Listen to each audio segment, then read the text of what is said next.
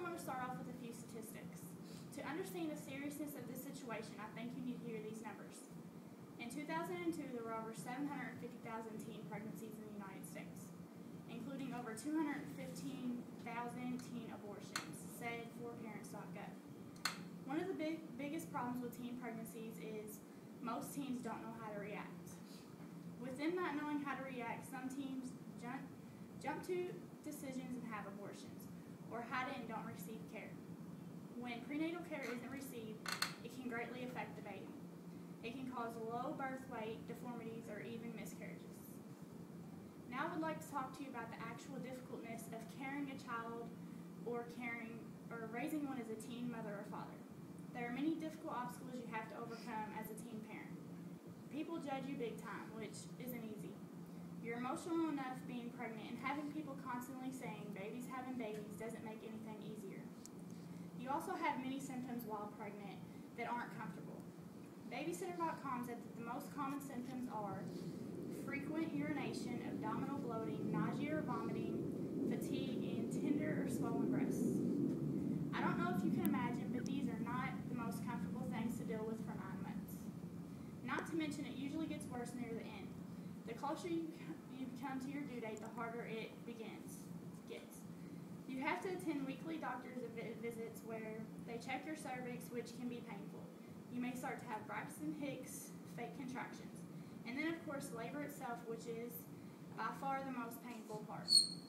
Another obstacle is having to go to school while you're parenting or pregnant. I asked a student at South Park TAP, a parenting school, what is the hardest part about having a baby while attending school? She replied with no hesitation, coming to school with little sleep or no sleep, and it's nobody's problem but your own. KidsHealth.org states that newborn babies need food every few hours no matter what time of the day or night it is. This means that the baby doesn't know nor care if it's the middle of the night. They are hungry and they will let you know. Free time. What's that? It will barely exist after you have your baby. Any free time is strictly spent on the baby. They need all of your attention, which leaves you with no time for yourself. Going to parties and hanging out with your friends is very hard to do after having a baby. You're a parent and you have to act like one, meaning sacrificing things that teens do. If you are not ready for all this, then be careful because it can happen to you. There are many ways to protect yourself when becoming pregnant. The first thing is to try to remain abstinent. If that is not an option for you, there's other ways to protect yourself. Talk to your parents about birth control for you yourself or your girlfriend.